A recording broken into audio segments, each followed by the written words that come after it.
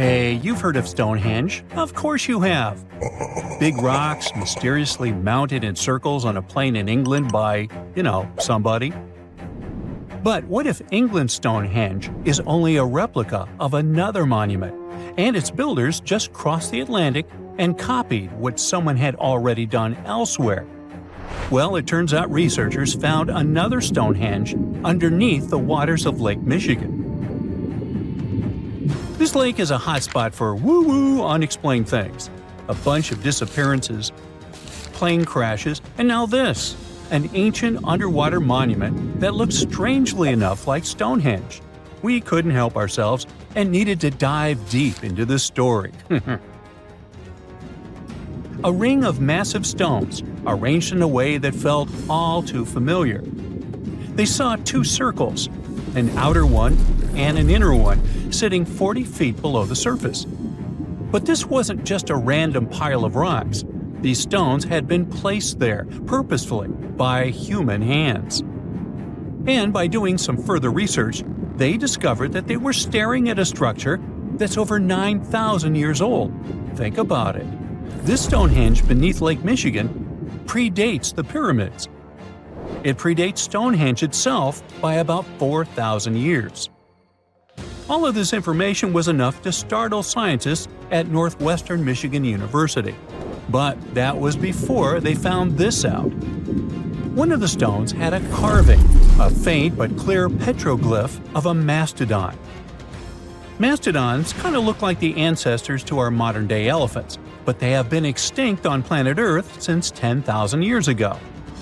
So, whoever built this underwater Stonehenge needed to be alive at the same time these creatures roamed our planet. This discovery raised many questions among scientists. I mean, why on earth would they go through all this trouble to lay rocks at the bottom of a lake? Well, first things first. Scientists believe that Lake Michigan had much less water back then than it does now. Second, it could have something to do with ancestral practices of First Nation people. There's one theory from a professor of the University of Michigan. He suggested that the stones formed a kind of prehistoric hunting trap. He believes that early hunters used the circular formation as a drive lane to herd large animals like the mastodons from the rock carvings we were just talking about. Once they got these huge animals into a tighter circle, they could be more easily hunted. But not everyone's convinced by this theory. Some believe the circle probably had a deeper spiritual purpose. According to local Native American tribes, like the Anishinaabe, stones are more than just rocks. They're living beings. They hold spiritual energy and represent a connection to the earth and all living creatures. An elder from the Anishinaabe community even suggested that these stones are sacred, placed there by their ancestors to honor the land and its creatures. Scientists are trying to study the stone formation in depth, like about 40 feet. But that's the problem, actually. The fact that it's underwater makes it super difficult, since they don't have the best technology. Traditional archaeological tools don't work as well when everything is submerged, but promising new technologies like stereophotogrammetry, which literally means making 3D models of a site, are helping scientists study the stone circle more closely. Still, research is slow and expensive, so it's hard to know when this mystery will come to a close. As we said, Lake Michigan is a hotspot for unexplained phenomena. Its lakebed is filled with shipwrecks, such as the Thomas Hume, a sturdy American schooner. It also collects debris from airplanes that have suddenly gone missing while flying the area, such as Northwest Airlines Flight 2501 that disappeared in the 1950s. Some people even call the area the Lake Michigan Triangle, suggesting paranormal activities like what happens in the Bermuda Triangle might be going on. The lake spans over 22,000 square miles, which means it's almost two-thirds the size of the country of Ireland. In 2024, scientists were able to access another one of Lake Michigan's mysteries, the wreck of the Margaret A. Muir schooner. This 130-foot-long sailing ship sank over 130 years ago. The discovery was announced just recently by the Wisconsin Underwater Archaeological Association, the WUAA, whose team found the shipwreck sitting 50 feet below the surface just off the shores of Algoma, Wisconsin. Built in 1872, the Margaret A. Muir was a three-masted schooner built to carry heavy cargo across the Great Lakes. Her final voyage started out as a routine trip. Loaded with bulk salt, the ship left Bay City, Michigan, heading for South Chicago, Illinois. But on September 30th, 1893, things took a bad turn. Just as the Muir approached the town of Annapolis, now known as Algoma, a sudden storm hit. The ship began taking on water fast. The captain of the boat ordered his crew to abandon ship, and thankfully, they all made it to shore safely. For more than a century, the wreck sat undisturbed on the lake bed, its location a mystery. But thanks to a combination of historical research and high-resolution sonar, WUAA searchers finally found her in May of last year. The wreck is remarkably well preserved, with parts of the deck and gear still visible. Well, just a few lakes over to the left, researchers uncovered another impressive thing. At the bottom of Lake Mandota, near Madison, Wisconsin, researchers found 11 ancient canoes. They believe the oldest of the canoes dates all the way back to 2500 BCE. Now, if you don't get why that's important, it's because you're thinking with today's head. If in a classic Midwest highway you see a bunch of pickups, then back in the ancient days you see only canoes. They were the main mode of transportation for indigenous cultures. They were used to fish in deep waters, trade goods, and travel long distances. The reason why scientists were so excited with its discovery is because they had never found any proof of what canoes were being used for in this region back then. And to understand the local cultures that inhabited the area during this time period, they needed to have some information on that. This exciting discovery was announced by the Wisconsin Historical Society in May 2024. The first canoe, which they believe is around 1,200 years old, was pulled from the lake in 2021. Then a second one was dug up in 2022. And now divers have found at least 11 more canoes along what would have been an ancient shoreline, long since submerged. One theory is that these canoes were intentionally sunk to keep them from freezing or warping in winter. It's possible people stored them in the same spot for generations. Or maybe this is just a small part of a much bigger settlement. Historians do believe there could be an ancient village hidden under the water of the lake. Divers have already found stone tools, like net sinkers used for fishing, but the village itself hasn't been located yet. Truth is, while the Great Lakes often steal all the thunder, scientists point out that smaller lakes like Mandota have stories too. The Wisconsin Historical Society is working closely with Native nations to piece together more about the lake's history. You'll need to believe me when I say there is a third Stonehenge, all the way under the waters of Lake Constance, Switzerland. I mean, think of it like Stonehenge's cousin. Archaeologists began to discover this back in 2015, when they found a line of 170 man-made stone cairns under the lake. Scientists say this was most likely the work of several villages, and that the cairn site was probably used for some collective purpose because, well, the formations are huge. Some of them are several dozen feet wide, and they can build up to 6 feet. The most amazing discovery so far is that the site dates back to around 5,500 years ago. So around the time the original Stonehenge was being built. Some of the facts that link them together are their construction dates, as well as the distinct characteristic of stone monuments built in a circular format. Scientists don't know much about this site yet, but hey, I see a pattern manifested all over the world, don't you? It's like archaeology woke up recently and decided to spice up the news with its history-changing discoveries. From unearthing dinosaur fossils in peaceful Iowa to translating bad news from ancient Babylonian texts, history is revealing its secrets like never before. When Mount Vesuvius erupted in 79 CE, it froze the town in time. Some of the most famous discoveries were heartbreaking, like a mother wearing a golden bracelet, holding her child, or two sisters hugging in fear. At least that's what scientists thought. In 2024, advanced DNA tests shattered these long-held beliefs. The mother from the House of the Golden Bracelet was actually a man wearing a fancy 30-carat bracelet, and the child wasn't even related to him. As for the two sisters, DNA revealed one was actually a man, while the other remains a mystery. Some speculate they were lovers, but the truth is still buried in time. Speaking of rewriting history, another shocking revelation comes from ancient Babylon. Recently, archaeologists translated 4,000-year-old texts that turned out to be heralds of terrible news. These specific texts that were translated are believed to be from Sippar, a city near the Euphrates River in modern Iraq. They talked about lunar eclipses, which is when the Earth's shadow blocks the moon, and for ancient Babylonians, these were warnings. Eclipses could mean everything from floods and famines to chaos in the kingdom. But here's the interesting twist. Babylonians also came up with clever ways to cancel these bad omens, like calling in priests to perform rituals, or consulting oracles for advice.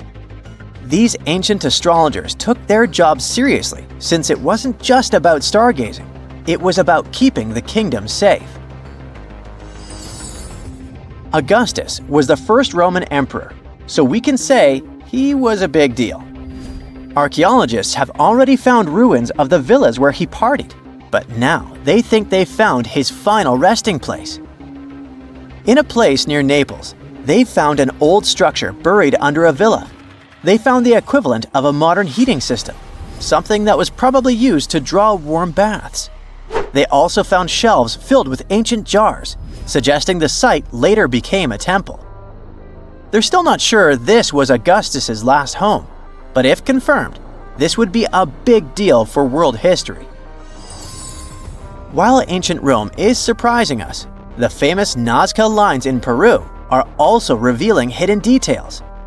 These massive geoglyphs, created thousands of years ago, have only been partially studied until now. Scientists trained artificial intelligence to help them scan 243 miles of terrain. With AI's help, they identified over 300 new motifs, including llamas, stick figure people, and strange heads. The algorithm, originally developed to decode charred scrolls from Mount Vesuvius, has doubled the number of known glyphs. The past is getting a serious digital upgrade. Meanwhile, in Bulgaria, archaeologists made a surprising discovery in a place few would expect: a sewer. In 2024, researchers unearthed a nearly intact 6.8-foot-tall marble statue of Hermes, the Greek god of travelers and trade, hidden beneath layers of soil. Experts believe it was placed there for safekeeping after an earthquake in 383 CE damaged the city's infrastructure. At that time, paganism was declining and Christianity was rising as the Roman Empire's official religion. Many pagan idols were being destroyed, but it seems some locals secretly preserved their deities by hiding them underground. Searching the bottom of the River Thames is probably worse than looking under your bed. The riverbed collects all kinds of discarded treasures, including a legendary typeface. In the early 1900s, two men created the Dove's typeface for printing books, but after a bitter falling out, one of them threw every single metal letter into the river. A century later, in 2014, a designer trying to revive the typeface began searching for the lost letters. In just 20 minutes, he started finding them. With the help of divers, more were uncovered, and today, some of the lost letters are on display in a museum.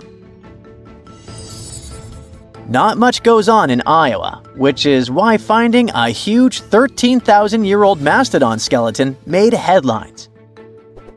In 2022, a researcher received a photo of a massive femur believed to belong to a prehistoric animal. It took 2 years to secure funding for excavation, but in 2024, archaeologists finally dug in. After 12 days of work, they uncovered a well-preserved mastodon skull, the first ever found in a Midwestern state.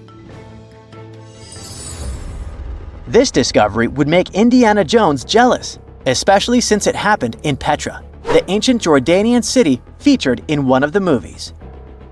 Archaeologists uncovered a 2,000-year-old chamber beneath Petra's treasury, containing at least 12 skeletons, along with iron and bronze artifacts. The chamber, built by the Nabateans, sheds new light on their afterlife practices, which remain largely mysterious. One of the most intriguing finds was a ceramic chalice clutched by one of the skeletons. Back in Peru, archaeologists made a groundbreaking discovery that turned Peruvian history upside down: a female ruler. At the 1,600-year-old site of Panamarca, scientists uncovered a throne room decorated with colorful murals. These murals depict women spinning and weaving, men carrying a crown, and even a crowned woman speaking to a birdman. The discovery suggests that Moche women weren't just spiritual leaders, but rather had real political power too. Tiny houses are mainly a modern thing, but archaeologists think they found one in ancient Pompeii. Unlike traditional Roman homes, which had grand atriums for entertaining guests, this house had none. But what it lacked in size, it made up for in artistry. Inside, scientists found a painted altar decorated with birds of prey, sparrows, snakes, and plants.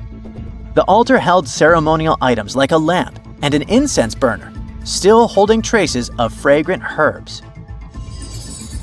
In 2021, researchers scanning the Baltic Sea found a massive stone wall hidden beneath the waves. The Blinker Wall, stretching over 1.5 miles, could be Europe's oldest man-made structure. Sitting 68 feet below the surface, it's built from around 1,400 small stones placed between 300 giant boulders, some weighing up to 142 tons. Dating back over 10,000 years, the Blinker Wall predates Stonehenge and France's Karnak stones, meaning it was likely built when the area was dry land. Scientists believe it may have been a reindeer hunting tool, guiding animals into a lake where hunters could strike. Oh, and then there's the granite slab that was found in Egypt's Abydos area. At first, it was thought to belong to two important people from ancient Egypt, but a recent discovery showed it was actually part of the sarcophagus of Pharaoh Ramses II, one of the most famous Egyptian rulers. A researcher found a special engraving on the slab that had Ramses II's name on it. Ramses ruled Egypt a long time ago, and after he died, his tomb was looted, so his body and belongings were moved around a few times. This new discovery shows that after Ramses' tomb was robbed, some of his things were used again. The finding also teaches us that ancient Egyptian tombs were often looted, and the things in them were reused. Recently, something unexpected happened during a dig in Norton Disney, back in England. While searching for ancient coins and brooches, a volunteer from the Norton Disney History and Archaeology Group stumbled upon a mysterious Roman dodecahedron. This small hollow object, made of copper alloy with 12 pentagonal sides, was buried for 1,700 years, but was surprisingly well preserved. Though over 30 of these strange objects have been found in the UK, no one knows for sure what they were used for. Some think they might have been measuring tools or calendars, while others believe they were used for rituals. The Norton Disney Group thinks these dodecahedra were likely symbols for religious ceremonies, as many show no signs of wear from daily use. There you are, trekking across a desert on foot. It's hot, you're terribly thirsty, and now you gotta walk around this stupid wall. Wait, a wall in the middle of a sandy, lifeless nowhere? Exactly, a wall in the northern Saudi desert.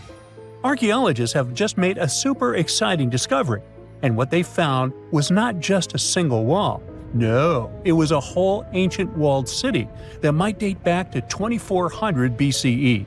They think this place was home to around 500 people, and could have been used for 1,000 years. This discovery is groundbreaking. It means that the area could have been way more advanced than anyone expected. This city was well organized, with different zones for living, towers and strong walls for protection, and different sections for all kinds of daily life.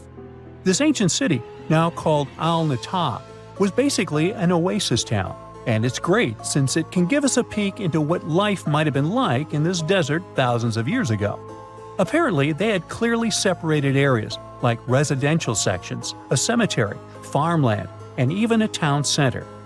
This oasis city, found in the Khaybar area, is the first big organized settlement from the 2nd or 3rd millennium BCE that researchers have uncovered in northwestern Arabia. The first surveys show that this town, which covered about 6 acres, had several districts, including the residential area, the cemetery, and the legal one, with courts. The houses were set up in neat rows, all connected by small roads. Those streets kept the residential area separate from the rest of the town. Back then, most people in this region were nomadic herders, always moving around. But archaeologists have been sure that during the Bronze Age, Northwest Arabia had small walled towns and oasis centers scattered across it.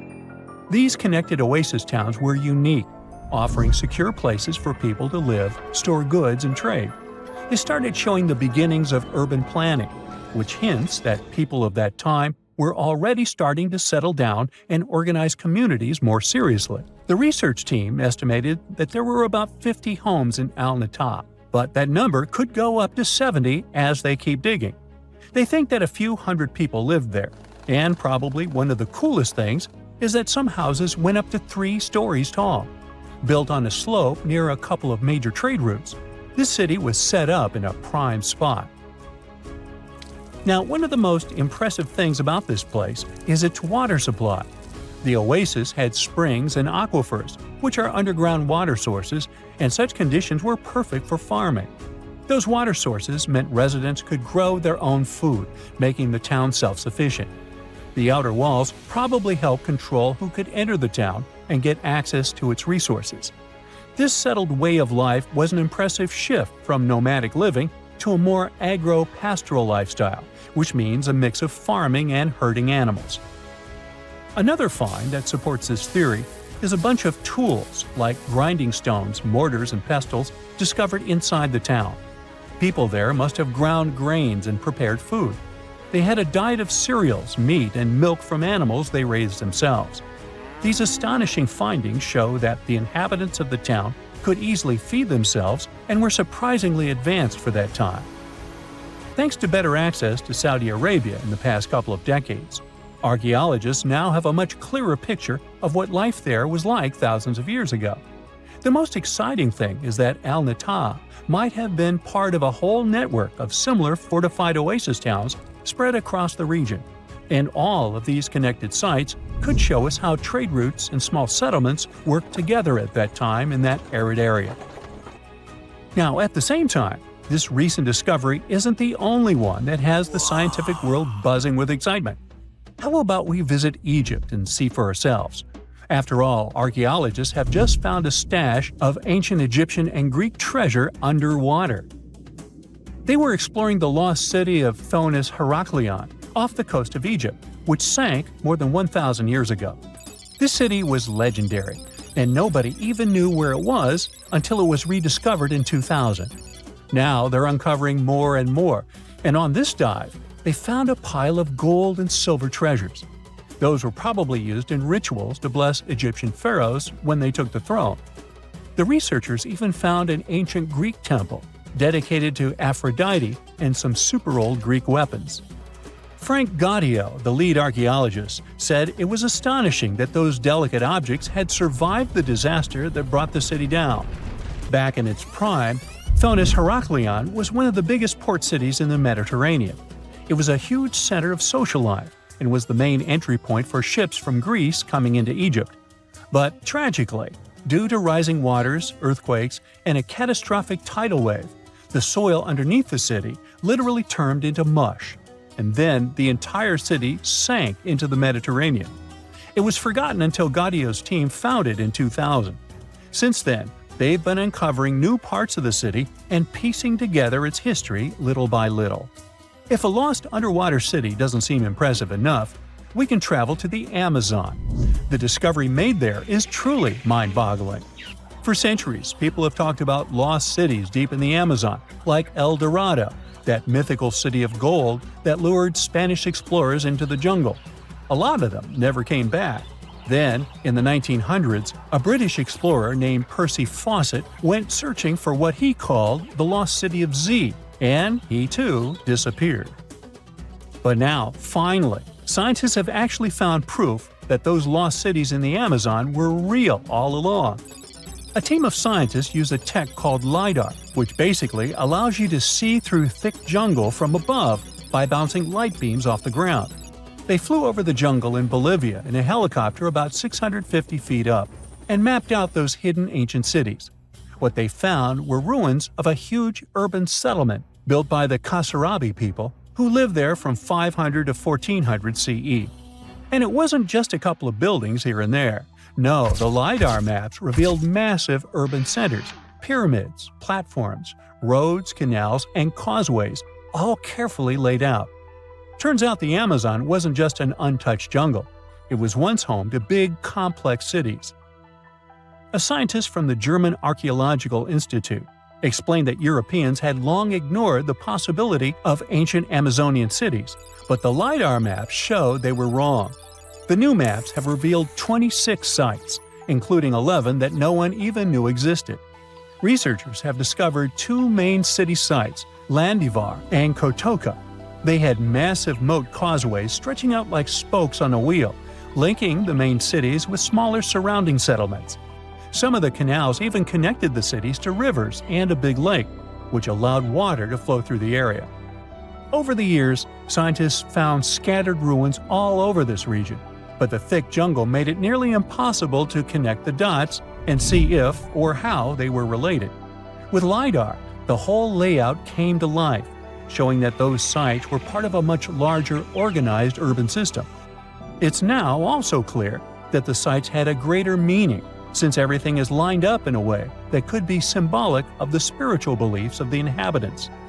The Casarabi culture isn't as famous as the Maya, but they had a thriving society in an area that faced huge challenges, like yearly flooding. And although the nearby Andes had their own monumental sites, the Casarabi were doing something absolutely unique. They even had reservoirs to store water, which suggests they might have been dealing with occasional droughts, which is pretty unusual for the Amazon. Actually, those terrible droughts could be why the Casarabi eventually left their cities around 1400 CE. Egyptologists have been digging around every inch of the Great Pyramid for ages. Yet somehow, they overlooked this stunning pink granite bathtub buried a few miles next to it. And here's the deal.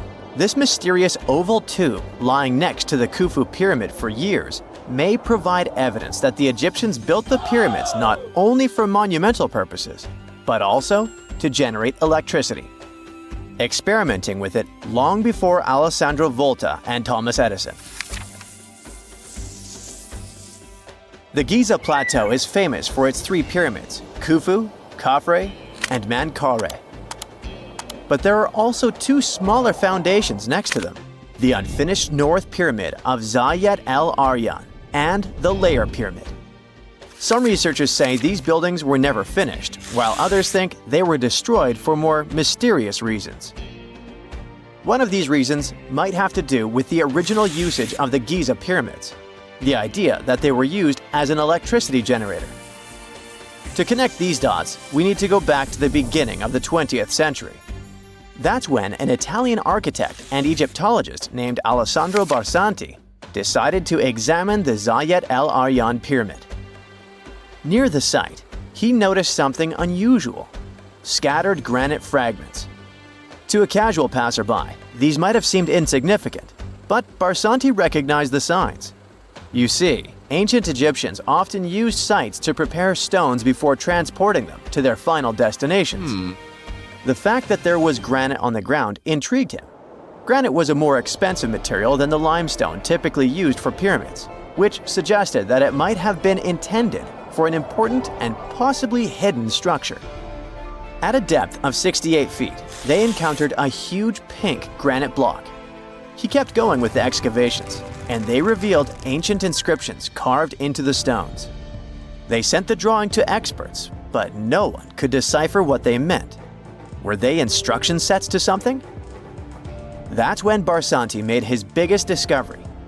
He found an oval-shaped vat carved from pink granite and polished to a mirror-like finish. The thing is, the vat had been carefully sealed. When they opened it, they found a thin black residue along the walls. I'm thinking something in the lines of a black oily substance. This discovery raised many questions for him. It didn't make sense to him that ancient Egyptians would go above and beyond to seal and protect this strange vat. By 1911, Barsanti had to abandon his effort to figure out what was the deal with that mysterious pit. But his findings intrigued researchers all over the world, and they've got their own opinions about it. One of these modern theories suggests that the other pyramids could have been used as a part of a bigger whole. It suggests that the Khufu pyramid was actually used as a water pump designed to irrigate the desert area. Apparently, the pyramid's internal chambers would function as a hydraulic system. In the 1990s, an engineer took this theory seriously and studied the pyramid's subterranean chamber. Surprisingly, he found actual signs of water damage. Apparently, the pyramid generated powerful compression waves, aka pulses, that could create electricity. This raised an important question. Could the ancient Egyptians have used the pyramids as a generator in order to produce electricity? On paper, that was proven to be possible. But hey, agreeing on the original use of the pyramids is probably one of the most difficult things in the world. So, we're still not 100% sure about this. Apart from that, Egypt is a playground for important discoveries regarding humanity's past. I mean, scientists have just discovered what looks like a cosmic command center, similar to that room from the Doctor Strange movies. They discovered an L-shaped astronomical observatory, measuring around 9,000 square feet, dating back to the 6th century BCE. Definitely the first and largest of its kind from that era.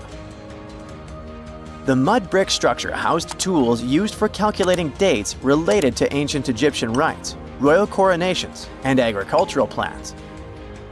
This observatory is located in the archaeological site known as the Temple of Phuto, just 50 miles east of Alexandria. It's pretty impressive. The structure was designed so that you'd get inside the room through an east-facing entrance. This way, you'd get to see the sunrise. Once inside, you'd find a pretty huge shadow clock, used to tell time by tracking the movement of shadows inside the room. This variant of a sundial clock was nearly 16 feet long. That was quite an exciting discovery. Another interesting one was that scientists and Egyptologists have discovered the first ever pregnant mummy. Now, even if we know quite a lot about mummification processes, we keep making discoveries that open new doors into the lives of ancient Egyptians. It took so long for someone to find out this mummy was expecting at the time she was embalmed because she was placed in a male's coffin. More specifically, a male priest. Historians say that during the 19th century, a lot of traders mixed coffins up in order to sell them. Yes, that means they opened them and switched mummies to please their buyers.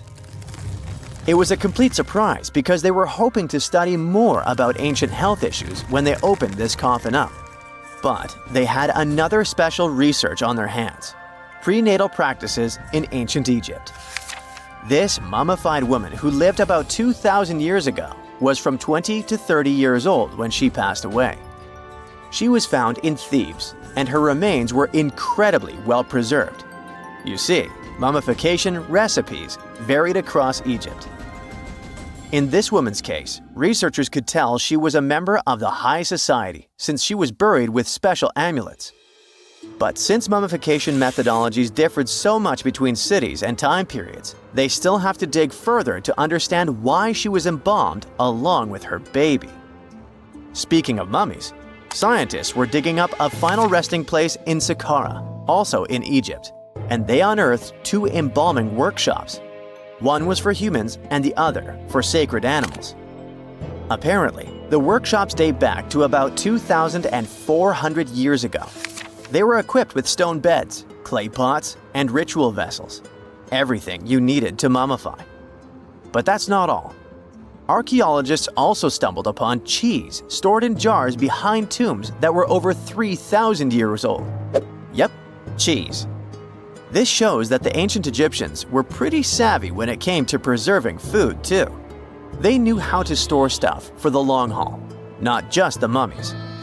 It really shows how they applied their preservation skills to both food and bodies, giving us a glimpse into their impressive technological know-how. Scientists have also found one of Egypt's oldest complete mummies, and to their surprise, it was completely covered in gold. You see, Egyptian mummies covered in gold are already a rare thing, but they weren't expecting it to be the oldest one ever found. The mummy was quite well preserved, and they could identify that it was the remains of a wealthy man called Hekashepes. Many symbols show that he was important and wealthy, like the band he wore on his head and the bracelet on his chest. He was also dressed in a tunic wrapped with a belt, which was a way to preserve the good appearance of a person after they passed away. To reveal it, they had to open the final resting place with mortar.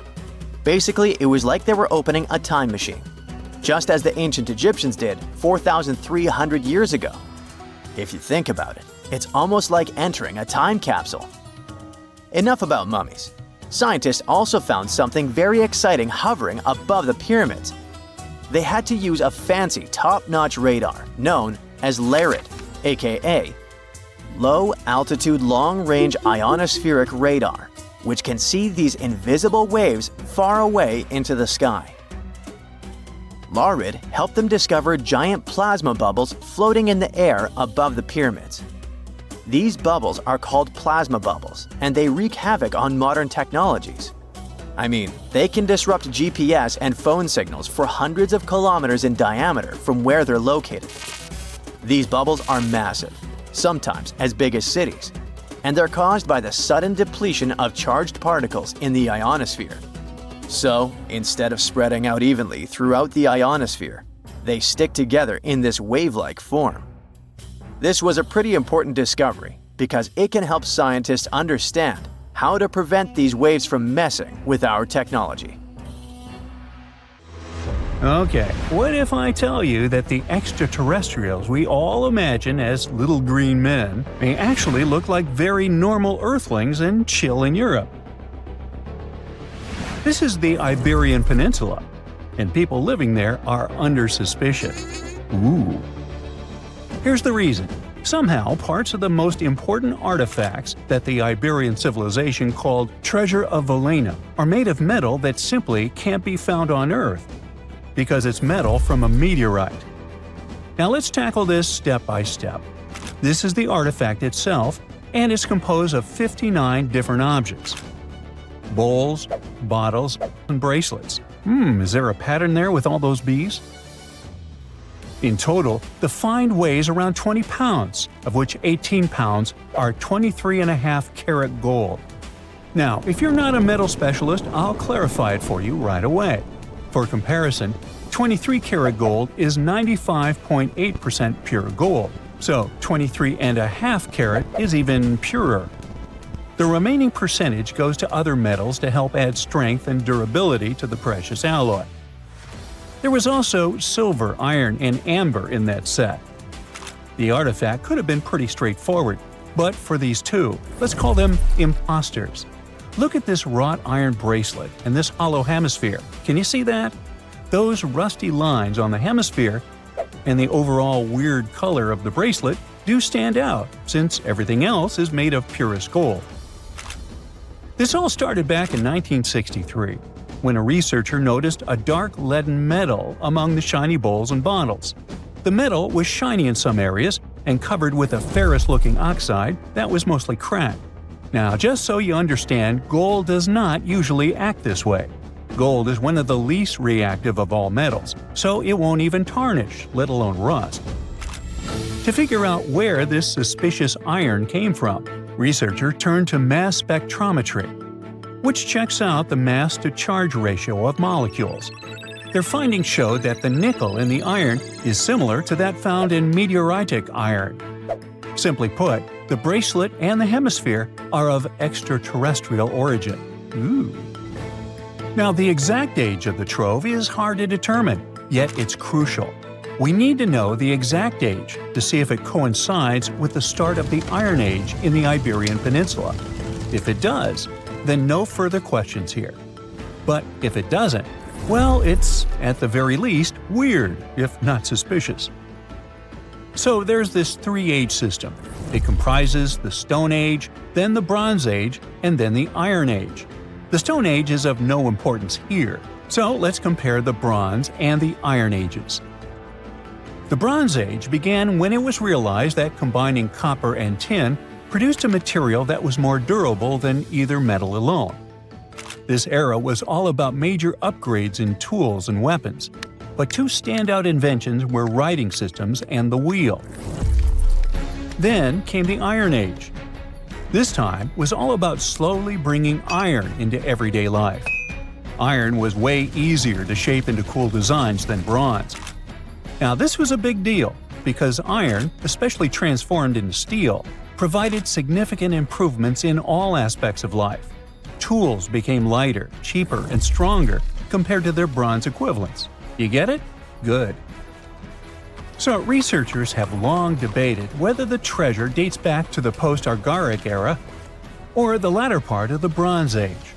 The most recent study claims that those artifacts were created in 1400 to 1200 BCE, and something really doesn't add up. First off, the Iron Age began around 500 years after these artifacts were crafted.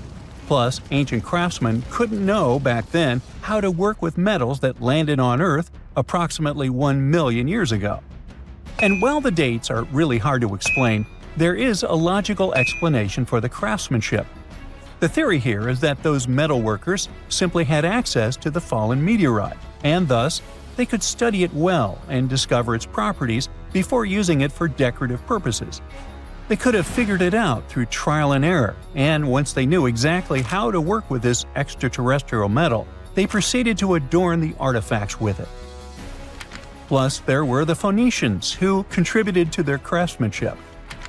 Now, it's true that the Iberian people have been processing metal and making pottery long before the Phoenicians settled on the peninsula.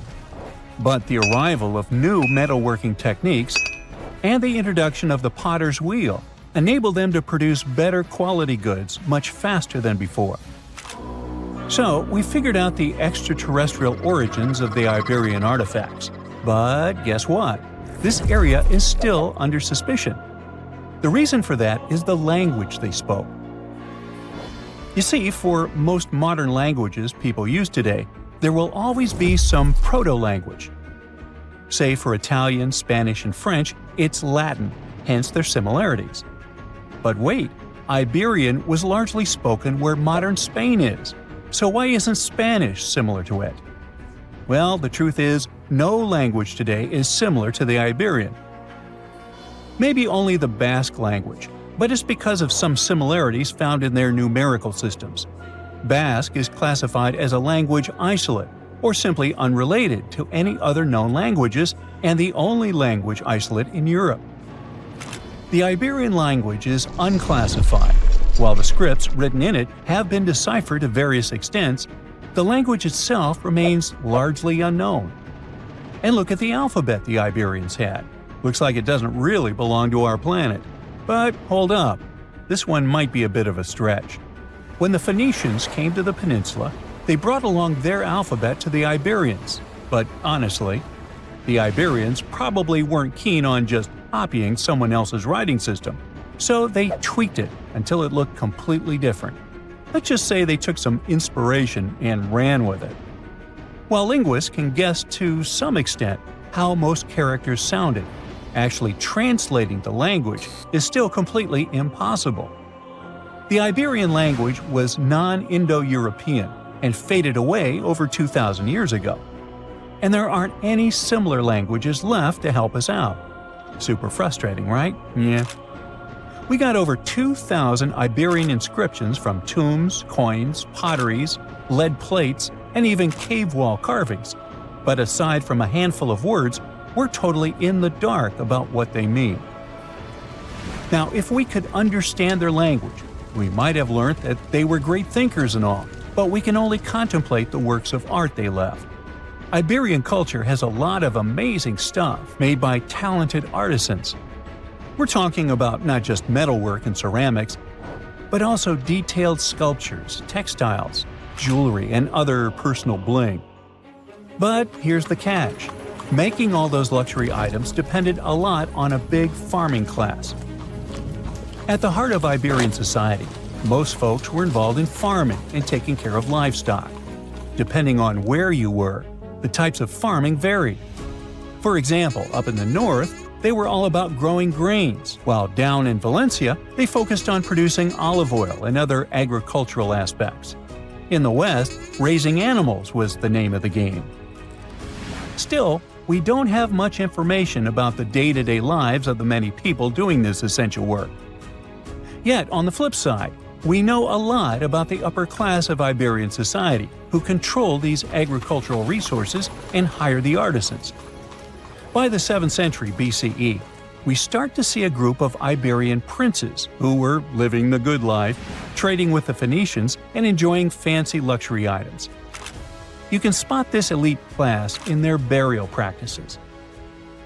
Cremation was the go-to method for funerals among the Iberians, and wealthy individuals were often found in cemeteries with all sorts of lavish goods and funerary sculptures that give us a peek into the fashion and hairstyles of the rich. Interestingly, starting in the 6th century BCE, there was a noticeable drop in the number of recognizable burials, which suggests that these elaborate funeral customs became more exclusive to a small elite. Meanwhile, the fate of the majority, farmers, artisans, soldiers, and laborers, who made up a big chunk of the population, remains a bit of a mystery. It used to be a pretty advanced civilization, but it vanished without a trace. Researchers think it could have been due to some massive earthquake, but so far, we don't know for sure. The most exciting accidental discovery I've made in my life was a $10 bill in my old winter jacket. Some folks are luckier though, as they find underground cities from centuries ago or make inventions that turn them into millionaires. Velcro was invented after a routine walk in the woods. Kellogg's cornflakes were inspired by a chipped tooth, and Play-Doh saved a business empire from falling by chance. Back in 1998, electrical engineer John Williams found something that looked like an electrical plug sticking out of the ground. He started digging and noticed that it was stuck in a small rock. He found it in a rural location in North America, far from civilization, industrial complexes, airports, factories, and electronic plants. This piece of electronics embedded into a solid granite stone got the nickname Enigmalith and a price tag of $500,000. Some scientists are sure it's a big hoax and not a souvenir left by some visitors from space, as Williams claims. But the finder of the rock wanted to prove that it was a real piece of ancient technology, some sort of an electrical connector. If it's not a hoax, then this little find could be proof that humans, or some other civilization from the past, were way more advanced than we ever thought. They must have managed to invent a way to transmit electricity long before humans in the 19th century. He offered scientists to take a look at this find and establish what it really is without breaking the rock open, but there were no takers. Williams consulted an engineer and a geologist, and both confirmed there were no traces of glue on the electronic component. It hasn't been welded either, so it must be as old as the rock, which is around 100,000 years old, according to geological analysis. Dr. John Kellogg had a philosophy of biological living with regular exercise, massage, plenty of water, zero bad habits, caffeine, and no meat. At the end of the 19th century, he looked over a health institute in Michigan. He once whipped up a mix of flour, oats, and cornmeal. He thought that by baking whole grains at high temps, they'd be easier on the stomach and healthier overall. He baked the mix twice and first made cookies, but a patient chipped a tooth on that version. Then he decided to break it into small pieces. It's hard to pinpoint exactly how Kellogg cornflakes came to be, with so many versions of the story floating around. Kellogg's wife, Ella, and his brother Will both claimed they played a role in creating the flakes, along with several other family members and sanitarium staff. The company lore says that it all went down one night in 1898 when some wheat-based cereal dough was left out too long, fermenting in the process. When rolled out thin, the slightly moldy dough turned into these perfect large thin flakes that got all crispy and yummy in the oven. Over the next few years, Will Kellogg kept tweaking the recipe and realized that corn, not wheat, made even crunchier, tastier flakes. His brand, Kellogg's Cornflakes, has grown into a multi-billion-dollar company. Swiss engineer George de Mestral once went for a walk with his dog and came back with a concept that would later go to space. Once they got back from the woods, de Mestral noticed that his pants and his dog's fur were covered in the tiny barbs of the cocklebur plant. He examined the burrs under the microscope and noticed that they were shaped like tiny hooks that stuck to loops on clothes and fur. He decided to recreate that natural tech to design an extra strong fastener, one with many practical uses. He was testing different materials for his invention for so many years and finally settled on nylon. He also needed to design a special type of loom that could weave the fibers in the right size, shape, and density. It took de Mestral a total of 14 years until he introduced the world to Velcro, which means velvet and hook in French. De Mestral was hoping his invention would replace the zipper on clothes, but the fashion world found Velcro cheap-looking and unattractive. But NASA didn't think so, and used Velcro for astronaut spacesuits and helmets in the 1960s. Now, Velcro is used everywhere, from footwear to toys to airline seat cushions. Before the middle of the 20th century, most homes were heated with coal. It left soot throughout the house, which was especially visible on wallpapers. Kutal Products was the largest company that sold wallpaper cleaner, but in the 50s, more and more people switched to gas, oil, and electricity, and the sooty buildup problem was mostly solved. The owner of Kutal Products was trying to save his business. Meanwhile, his sister-in-law read that wallpaper cleaner could be used to make holiday decorations. She worked as a nursery school teacher, and modeling clay was pretty hard for her students to handle, so she decided to test this material for molding into different shapes, and it works out just fine. She told her relatives about the discovery and suggested a name for it: Play-Doh. The Kutal company was about to go bankrupt, so it was a great alternative for a new business. Soon enough, Macy's and Marshall Field got interested in the new toy and started selling it. Play-Doh was originally only in one color, white, but soon expanded to red, blue, and yellow. They also made several changes to the original recipe, but the mixture is still mostly the same as when it was used to clean wallpapers. An urban legend says that if you take all the Play-Doh compound ever made and put it through their Fun Factory playset, you'll get a snake that will wrap around the planet 300 times. A man in Turkey was renovating his home when he knocked down a wall in his basement with a sledgehammer. He found a tunnel behind the wall that led to an ancient underground city. The tunnel led to more tunnels and then halls and chambers. It turned out to be a whole underground complex with 18 stories and without a single inhabitant, abandoned a long time ago. It was the city of Derinkuyu, built thousands of years ago, a home for up to 20,000 people. Whoever built it had great skill, and it's rather easy to build tunnels out of the soft rock, but cave-ins are a big risk. None of the floors at Derinkuyu have ever collapsed. The city had a complex ventilation system with over 15,000 shafts. The upper levels had the best ventilation and were used for living and sleeping quarters. The lower levels were mainly used for storage, but they also had a dungeon. In between, there were room for domestic animals, a school, a convent, and small churches. John Martin, a forestry professor, was out exploring a forest in Wisconsin one night. He was shining a UV flashlight up into the canopy to spot lichens, fungi, plants, and frogs that glow under the UV light. Then, suddenly, he heard a flying squirrel chirping at a bird feeder, pointed the flashlight at it, and saw it light up pink. The professor told his colleagues about it, and they decided to investigate further. They checked out some flying squirrel skins at museums to see if this pink glow is a common thing among them. It turns out that almost all of the flying squirrel specimens they looked at had the same pink fluorescence. Non-flying squirrels didn't glow at all. Other animals with fluorescence, like puffins and chameleons, glow blue under UV light. The only other mammals with fluorescent fur are around 20 species of opossum. They live in different ecosystems and have different diets. The only thing they have in common with flying squirrels is that they're all active at night. And regular squirrels prefer sunlight. There's enough ultraviolet light in low-light conditions, and nocturnal animals need UV vision.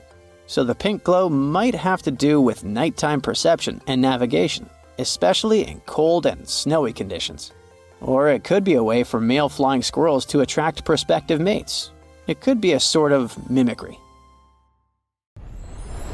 Miles and miles of yellow sand, treeless mountain ridges, and scorching hot sun over your head. And suddenly, something you'd never expect to come across in a barren desert. A small group of overexcited people. They're as happy as you would be if you'd won a lottery.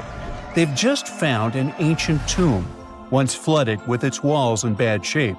But the stuff they discovered inside proves that this is the burial site of one of Egypt's most mysterious pharaohs. Historians have been hunting for his tomb for years, but no one expected it to hide ancient treasures. Fast forward. After careful examination of the site, Egyptian officials have announced the discovery of the tomb of King Thutmose II. It's the last missing tomb from Egypt's 18th dynasty. And this is also the first royal tomb found since King Tutankhamun's was discovered in 1922, in more than 100 years. A team of Egyptian and British archaeologists found the tomb in the Theban Mountains area, west of Luxor, near the famous Valley of the Kings. Before this, the site was only known as Tomb C4, but during their excavation, the team found clear evidence proving it belonged to King Thutmose II. Archaeologists actually found the entrance and main tunnel leading to the tomb in 2022. But at first, they thought it belonged to a queen because it was near the graves of Thutmose III's wives. It was also close to Queen Hatshepsut's tomb. Originally, it was prepared for her when she was just a royal wife. But everything changed when she became pharaoh. But we'll talk about this twist of fate a little later. But soon they realized that their discovery was much more significant. They found alabaster jars with Thutmose II's name and the words "deceased king" written on them. That's when they realized that the tomb was actually his final resting place. Sadly, Thutmose II's tomb has seen better days. According to the head of Egypt's antiquities sector and the leader of the Egyptian excavation team, the tomb suffered major damage from ancient floods not long after the pharaoh's death. Water swept through the burial chamber, likely destroying or displacing many of the original artifacts. Much of what had been once inside the tomb was moved elsewhere in an attempt to salvage it. The researchers found out that the tomb had a basic design, with an entrance, a sloping main corridor, and a burial chamber. The corridor was coated in white plaster and rose about 4.5 feet above the floor of the burial chamber. A large staircase and a very large descending corridor of the tomb indicated its grandeur. It took the team a long time to navigate through, though, as the tomb was blocked by flood debris and collapsed ceilings. Only after crawling through a 32-foot passageway with a small 16-inch gap at the top, the worst nightmare for those of us with claustrophobia, were they able to reach the burial chamber. There, they were in for another surprise. They cleared the debris, expecting to find the crushed remains of a burial beneath. But the tomb turned out to be completely empty, and it was not due to robbery. It had been deliberately emptied. The researchers soon realized that the tomb had been flooded since it had been built underneath a waterfall. It happened just a few years after the king's burial, so the contents of the tomb were moved to another location. That's why there was a second corridor in the tomb. It was most likely made to help remove King Thutmose II's body from his flooded tomb. Despite the damage, the excavation team made some really exciting discoveries. They found traces of mortar decorated with blue inscriptions, yellow stars, and fragments from the Book of Amduat, one of the most significant funerary texts in ancient Egypt. The book was meant to guide the deceased through the underworld, ensuring a safe journey to the afterlife. Now, how about we sneak a peek at ancient Egypt's 18th dynasty? It was all about conquering lands, expanding the empire, and building jaw-dropping monuments. Some of the biggest names from that era, Thutmose I and Thutmose III, both legendary warrior kings who left their mark in history. Thutmose I was a fierce fighter who led major military campaigns, pushing Egypt's border further south than ever before, all the way to the fourth cataract of the Nile. His victories gave Egypt access to new trade routes, stronger political ties, and more wealth. His conquests were so significant that they were recorded in the tombs of his top officials.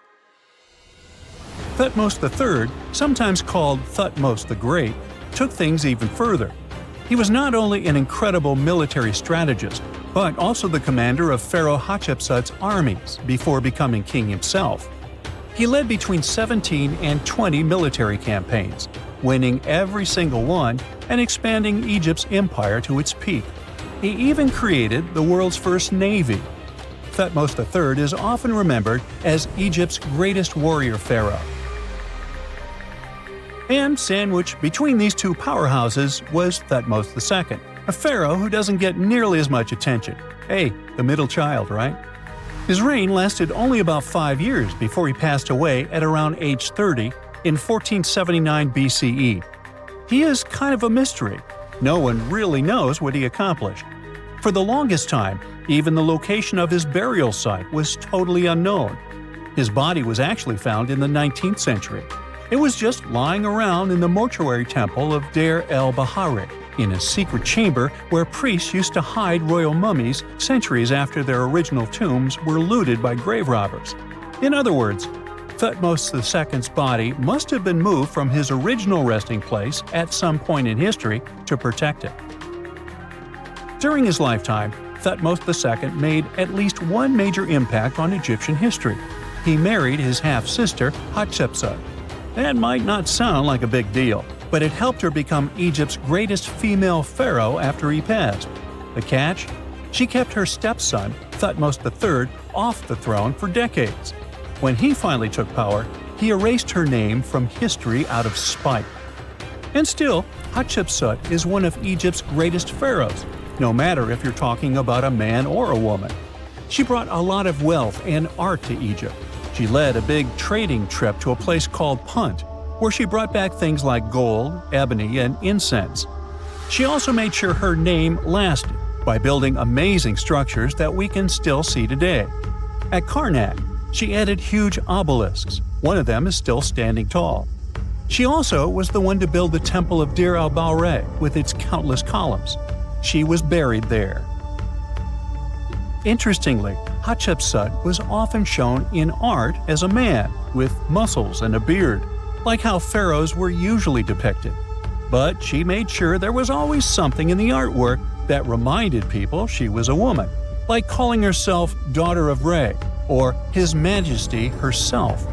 When she passed away in 1458 BCE, Egypt wouldn't have a female ruler as powerful as her until Cleopatra, about 1400 years later. According to Egypt's Supreme Council of Antiquities Secretary General, isn't that a mouthful? Hatshepsut's name actually appears in Thutmose II's tomb, meaning she might have even handled his burial. As for their final resting places, well, Hatshepsut was buried in the Valley of the Kings, and Thutmose II's mummy is now in the National Museum of Egyptian Civilization, alongside other ancient Egyptian rulers. It gives visitors a rare chance to see the remains of a nearly forgotten pharaoh. Now, experts consider the discovery of his tomb to be one of the most significant in recent years. The artifacts found there add important details to our understanding of the history of the region and Thutmose II's rule. And even though the tomb's design is fairly simple and follows the same architectural style preferred by later Egyptian rulers, its historical importance is undeniable. In any case, the mission isn't over yet. Archaeologists are now focusing on solving another mystery. Where did the rest of the tomb's contents end up? The team is determined to continue their search. Who knows what other secrets they will uncover that have remained hidden beneath the sands for thousands of years. Now, let's assume that another species, whether humanoid or dolphin-like, could have existed millions of years ago. How do we find their traces? There was a Doctor Who episode about a non-human industrial civilization on Earth that existed long before us. These reptiles, called Silurians, were forced deep underground by a catastrophic rise of temperatures on Earth, and there they thrived for centuries. That inspired scientists to create the so-called Silurian Hypothesis. If there was an advanced civilization before us, we should find their traces somewhere. Well, let's try. Climatologist Gavin Schmidt and astrophysicist Adam Frank decided to dive into this themselves.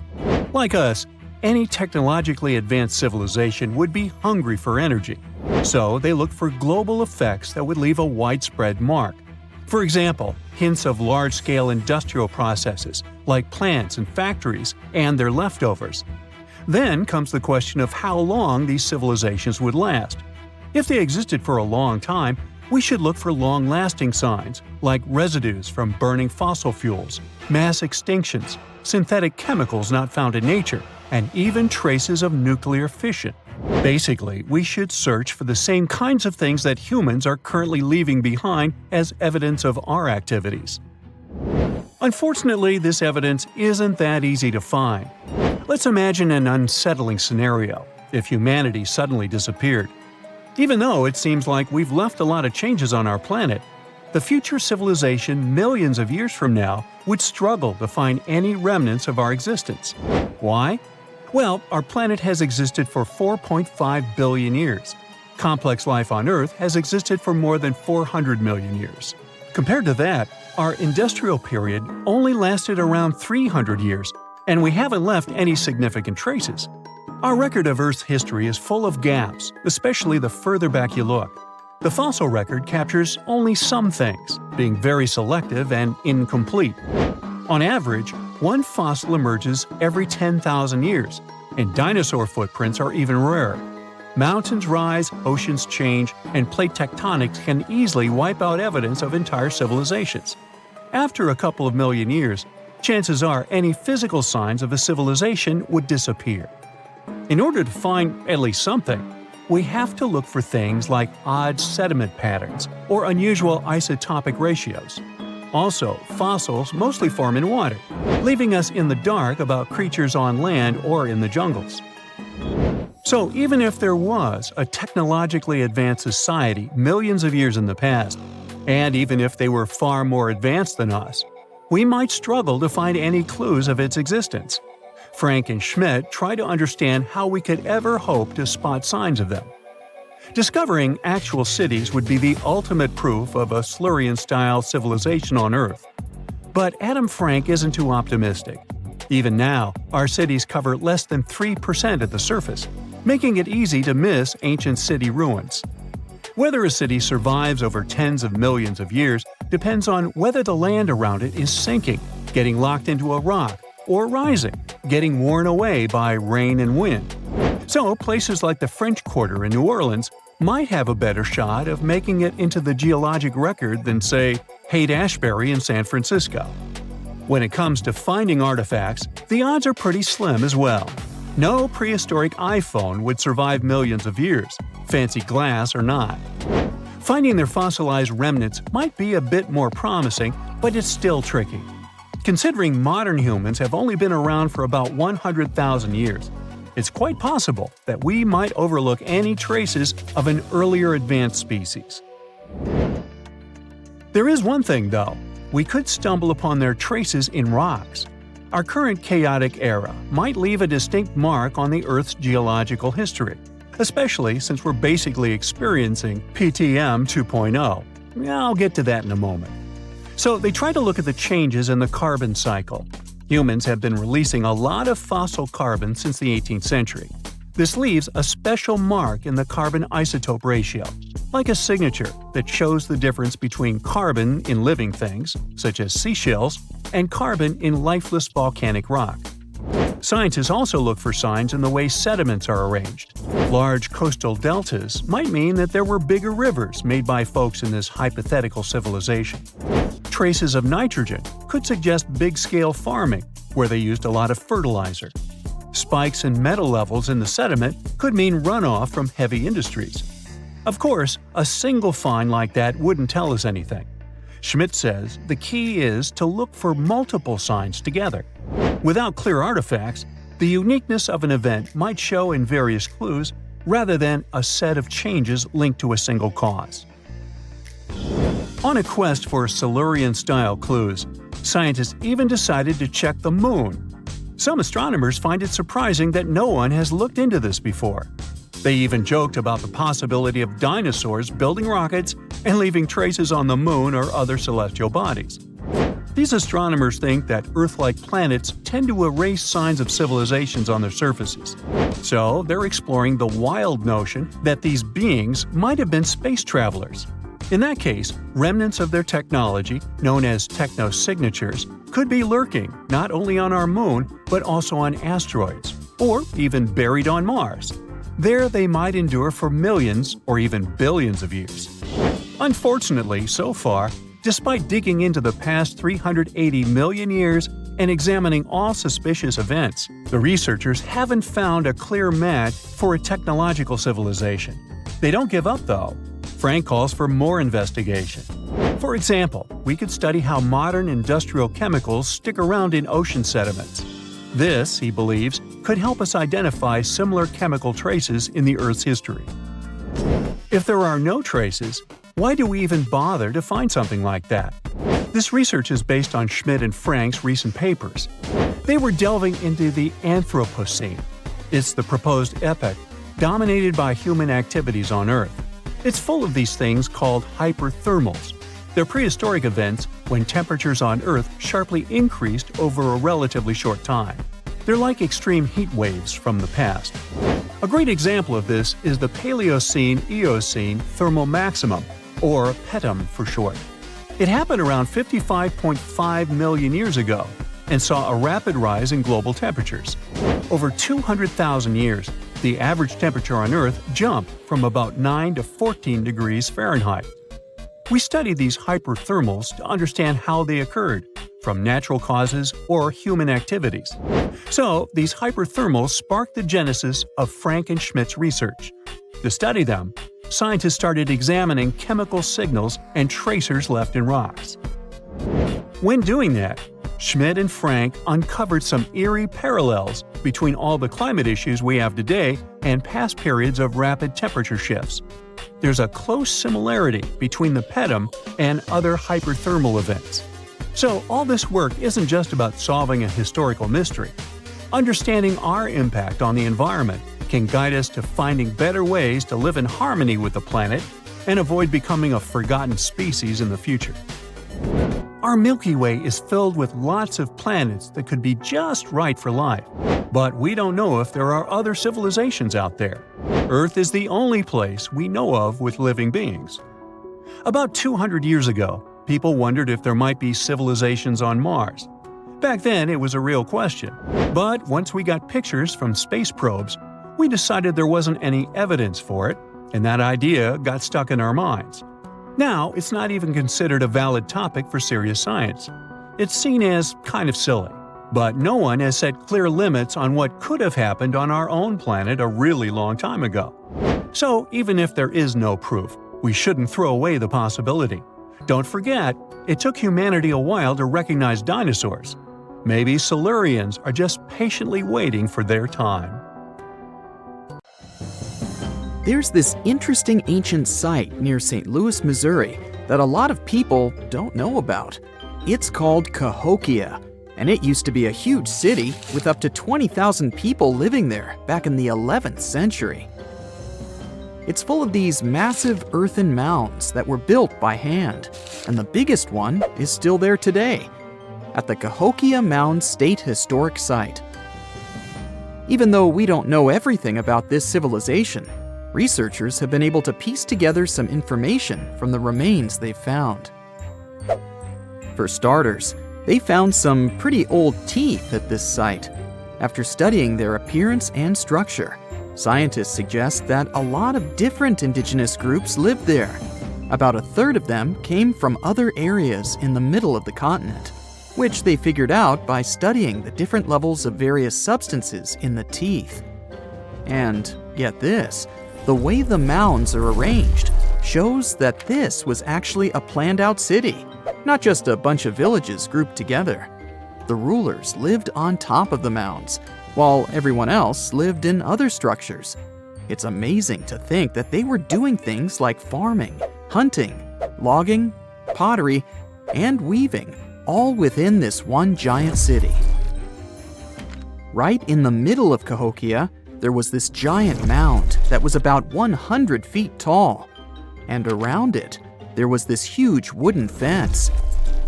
Inside the fence was the city center, which had a big open space called a plaza.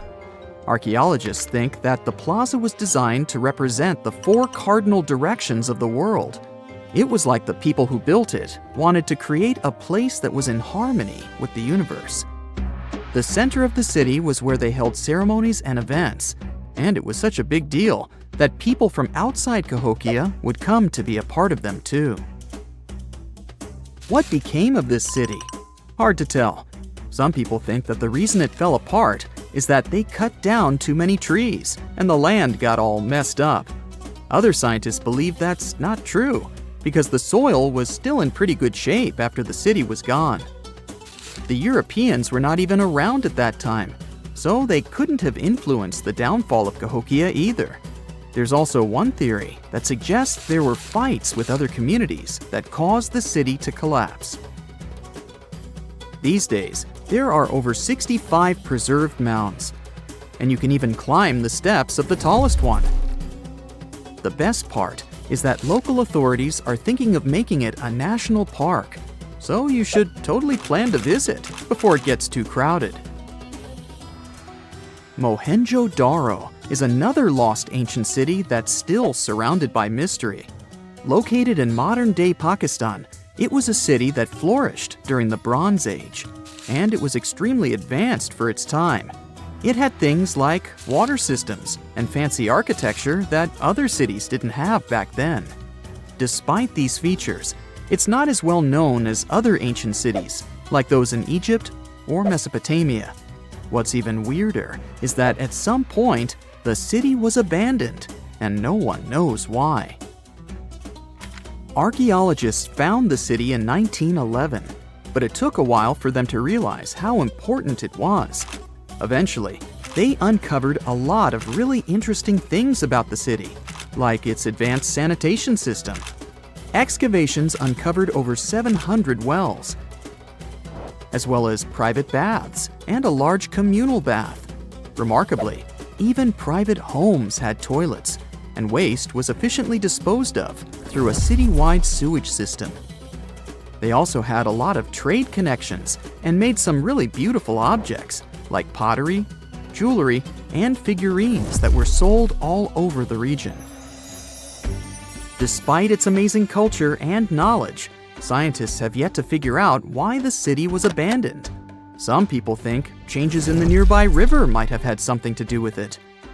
The writings that the people of Mohenjo-Daro left behind are still a complex code, even for the most skilled specialists, making it even harder to piece together their history. Have you heard of the lost city of Kolmanskop? It used to be a small settlement in the Namib Desert. Legend has it that it got its name from a man named Coleman who got stuck in the local dunes and was never seen again. But that's not the interesting part. In 1908, a railway worker found a shiny stone and showed it to the chief railway foreman, who turned out to be a hobby mineralogist. They discovered it was a diamond, and soon, Kolmanskop became the richest town in Africa and one of the richest places in the world. It had luxurious stone houses, a school, a hospital, and even an ice factory to produce ice for fridges. The hospital had the first X-ray machine in southern Africa, which was supposedly used to check if workers were illegally swallowing diamonds. Its popularity began to decline in the late 1920s when another diamond-rich location was discovered nearby. Most of the inhabitants soon began to flee the city in search of a better life, leaving the buildings abandoned. In 1938, all machinery was taken south and the town was left to the desert. The last inhabitant left Kolmanskop between 1956 and 1960. The hot climate and low humidity have preserved the structures over time, and tourists can now visit this desert ghost town. You've surely heard about this next ancient city, Machu Picchu. It's this incredible ancient location in Peru. It stretches across a huge piece of land in the Andes Mountains and sits high above sea level. It's even considered one of the wonders of the modern world. But here's the thing. Scientists aren't exactly sure what it was used for. It could have supported up to 750 people, but there aren't a lot of human clues left behind. Some people think it was more of a spiritual or ceremonial place, while others believe it may have been like a fancy spa retreat for the nobles. The extensive terraces might mean it was used for crop testing or as a trading hub. And there's even a theory that it was used as a prison because they found a cell-like area too. It's amazing that even today, archaeologists and historians are still puzzled about how it was built. Did you know that they probably didn't even use wheels for transportation? And those massive granite rocks were somehow pushed up the steep Andean mountains, even though most of them weighed a lot. Some historians think that hundreds of people worked together to push each rock up the peak. The huge stones at Machu Picchu are also so close together that you can't see any cracks between them. It's pretty cool, because it also makes the area safe during earthquakes, which is important since Peru is a shaky country. But how did the stones stay put during all those quakes? They actually move a little bit, but then they go back to their original spot, almost like they're dancing. Some people think wet wooden wedges were used to keep them in place, but that doesn't really add up, considering how big the structures are. Locals back then also seem to have built Machu Picchu without using any pack animals or iron tools. They had to sculpt and put everything together using mostly their hands. Plus, the citadel is built on a fault, so they had to move a bunch of stone and earth to make it flat. Scientists also think that the real construction is actually underground because of the deep foundations and drainage system. In fact, there's a hidden water system that was just recently discovered using 3D scanning. They didn't even use mortar to put the granite blocks together. They were so precise that you can't even fit a sheet of paper between them.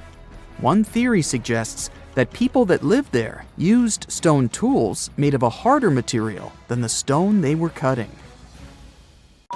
If someone finally invents time travel and you hop on a trip to the past, you won't recognize many of the things you know and love today.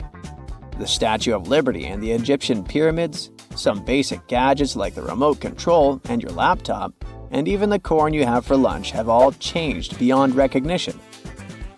When the pyramids were originally built in ancient Egypt and Giza and other places, they didn't look sandy brown at all. All of them were covered with white limestone.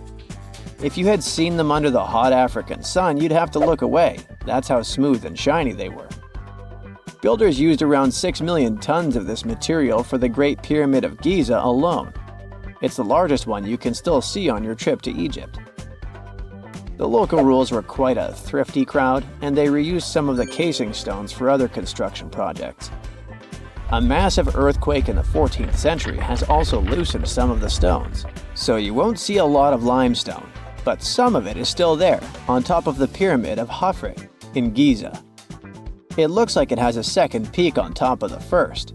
In ancient times, all pyramids used to have capstones called pyramidions, covered in a mix of gold and silver. Most of them have been lost over the centuries, but you can still see a few of them at museums. They show images of Egyptian deities. The pyramids were probably modeled after a sacred pointed stone, the benben. It represented the rays of the sun. Now, lifting heavy rocks wasn't so simple without the tech we have today. I guess you'll agree with me if you helped your friends move at least once, and they made you carry the couch. But those smart Egyptians of the past thought of that and chose the pyramid shape.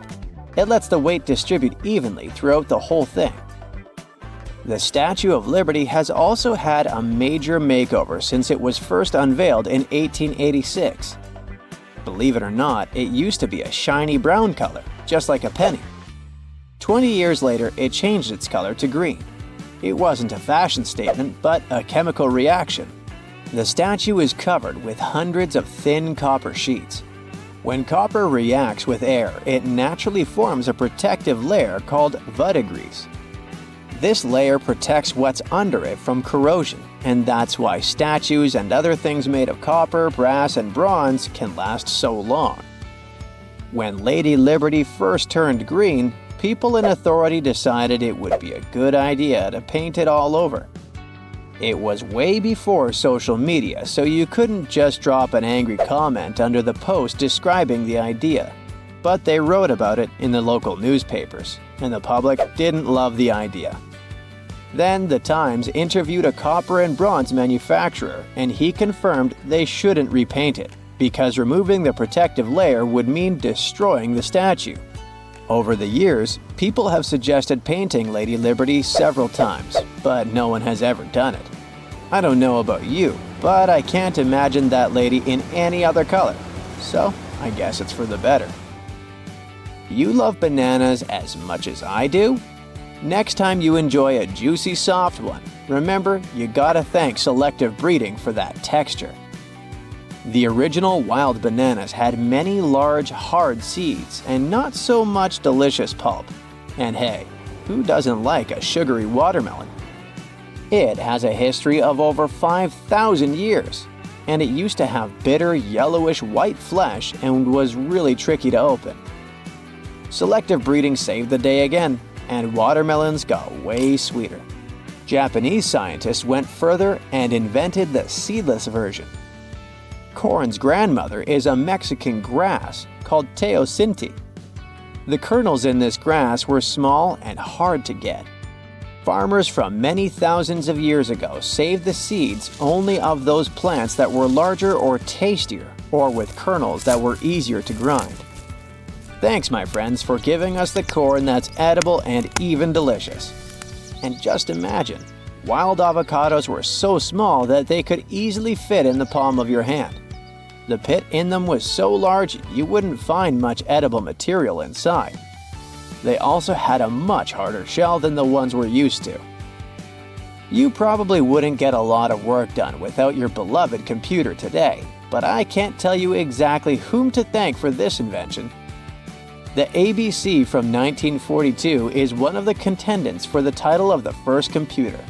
It's short for the Atanasoff Berry computer, named after its inventors at Iowa State University. The ABC weighed over 700 pounds. Yep, yours must be way lighter than that. That big boy consisted of around 300 vacuum tubes and had a rotating drum, a little bigger than a paint can, and had small capacitors on it. A capacitor is a gadget that can store an electric charge, like a battery. The ABC could solve problems with up to 29 different variables to help scientists save some time. Like modern computers, it used binary digits, ones and zeros, to represent all numbers and data. Because of that, it was possible to do the calculations electronically. And now, my favorite part, the ABC finished one operation about every 15 seconds. Just for you to compare, it's millions of operations per second now. Unlike the tech we use today, the ABC did not have a changeable stored program, so the program could only do a single task at a time. An operator had to write down the intermediate answer and then dial that back into the computer. Sounds like another reason to be happy we live in the 21st century. That remote control you use for all sorts of appliances has gone a long way too. Nikola Tesla, who gave us alternating current, designed one of the first wireless remote controls back in 1898. He named his invention teleautomation and demonstrated it on a miniature boat controlled by radio waves. The boat had a little metal antenna attached to it.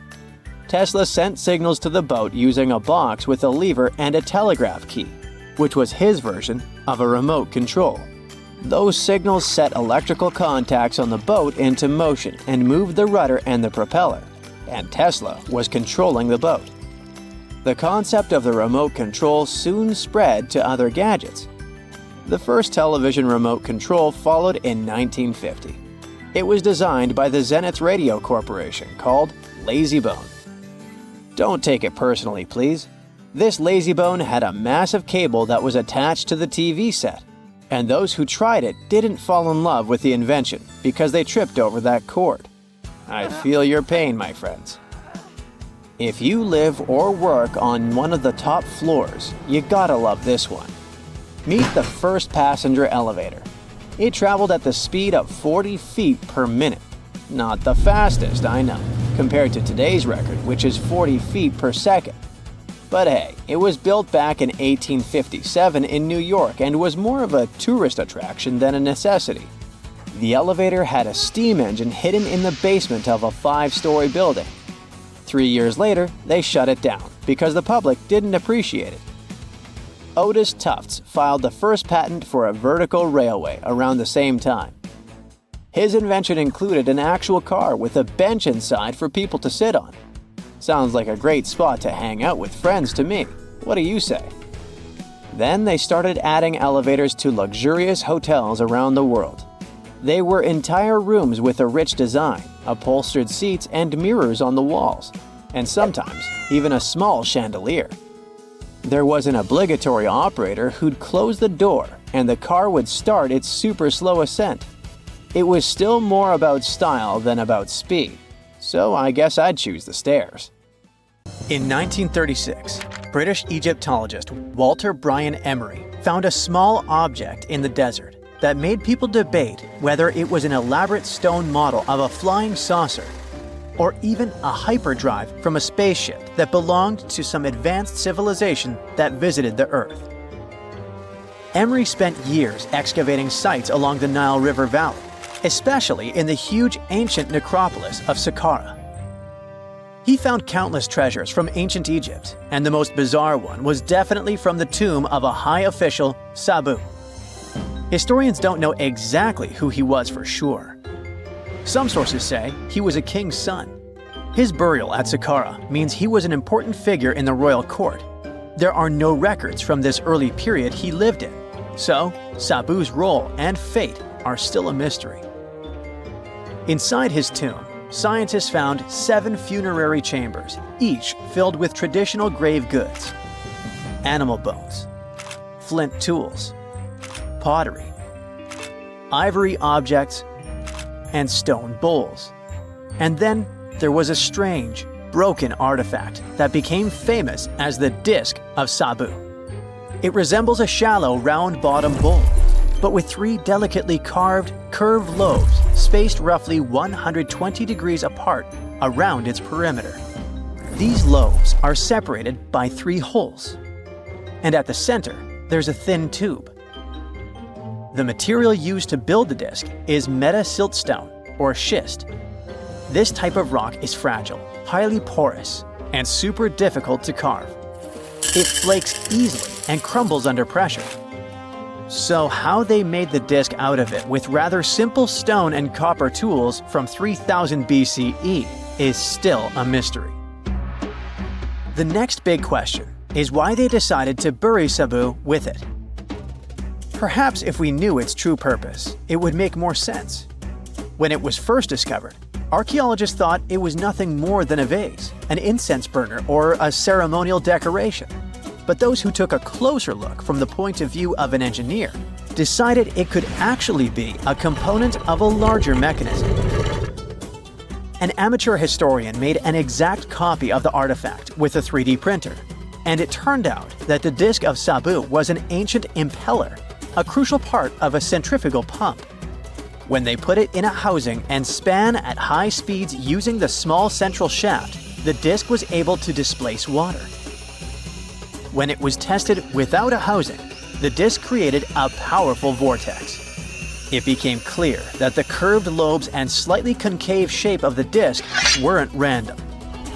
It was probably all engineered to move water with remarkable efficiency, like a powerful pump mechanism. Ancient Egypt's entire civilization depended on irrigation. Later dynasties perfected basin irrigation and managed to control the rise and fall of the Nile to take the most from agriculture. So, the engineers of the first dynasty may have been experimenting with advanced irrigation techniques thousands of years earlier than scientists previously thought. But then again, some people have doubts schist is strong enough to be used for a pumping mechanism. They suggest that artisans from Egypt's first dynasty were trying to recreate an even older object, using whatever tools and materials they had. It could be a stone replica of something originally made from metal, possibly belonging to a civilization far older and more advanced than ancient Egypt itself. One Swiss author takes this idea even further and proposes that the disc is a copy of a component from an extraterrestrial spaceship's hyperdrive, or stone model of a flying saucer. One French researcher believes the disc of Sabu was part of a secret massive factory system to manufacture sodium carbonate inside pyramids. Some people suggest that the disc may have been a primitive tool for weaving ropes. The lobes held strands of silk or fiber that were twisted into twine when it was spun. Or it may have been a gigantic lamp. Another historical mystery is a map from 1513 that is believed to be the oldest surviving detailed map showing the Americas. The author of the map is a Turkish captain, Piri Reis. He never crossed the ocean himself and put together this map from 20 regional maps. He used an Arab map of India, 4 Portuguese maps showing India and China, and a map of America by Christopher Columbus as he saw it. This last map was lost for many years, so Reis's map gave us an idea of what Columbus must have recorded during his third voyage to the New World.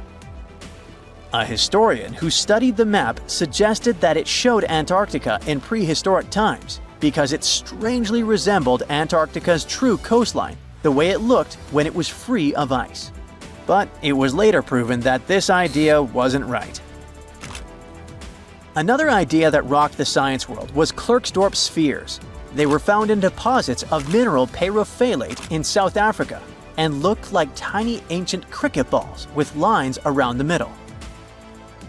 Back in the 1980s, there was a theory that some super advanced pre-flood civilization we know nothing about had made these spheres. One journalist shared stories about how they rotated on their own in a display case. There was also a TV show that invited a psychic who was telling everyone the spheres were pieces of an ancient spaceship. But according to geologists, these spheres are pretty regular spherical objects formed from different minerals than the surrounding rock. The seam-like lines on them are just imprints from the host rock's layers building up over time. The Klerksdorp spheres come in different shapes, from flattened spheres to distinct discs.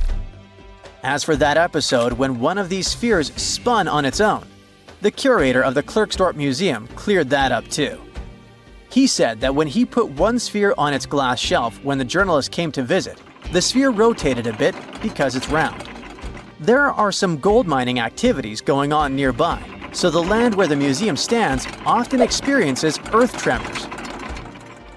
In a remote part of China, there are some bizarre pipe-like formations known as the Baigong Pipes. A local explorer found them back in 1996 protruding from Mount Baigong and along the shores of Tosan Lake nearby. Some people thought they were the work of ancient guests from other planets. When scientists tested samples of the pipe material, they found out that they contained mostly common minerals, but there was a mysterious 8% of unknown stuff. Some extra tests showed that these pipes had been there before humans. Chinese geologists later visited the site and suggested that these pipes were formed naturally over time. It was probably fossilized tree roots from the area's super green past. It's still a real mystery with no clear-cut answer. While digging a trench along a river in Romania, workers found a wedge. which is now famous as the aluminum wedge of Ajud, or the object of Ajud. Right next to it, there were some mastodon bones. Those distant relatives of elephants lived 11,000 years ago. So some people concluded the wedge is of the same age. The cool part is that it's made of aluminum, but this metal wasn't discovered until the 1800s. This material requires serious heat to produce. The wedge is said to be covered in a thick layer of oxide that's been sitting there for hundreds of years. Some folks believe this wedge must have crash-landed here on a spacecraft from some other planet. Some scientists think it's all a hoax, and others suppose it might be a human-made object with an unknown purpose. It's dark, and it's hot, and it's difficult to breathe deep underground in Karowe Mine in the heart of Botswana. It's been countless hours since your shift started, and yet another rock in your hands doesn't look promising. On the other hand, there is a tiny chance that it's the largest diamond you've ever found. You decide to inform your Canadian bosses from Lucara Diamond Corp. And bingo! The stone you found turns out to be a breathtaking 2,492 carat diamond, the second largest ever found. Now, the average engagement ring size is 1.7 carats. It means that just this diamond could be enough to supply rings for more than 1,465 brides.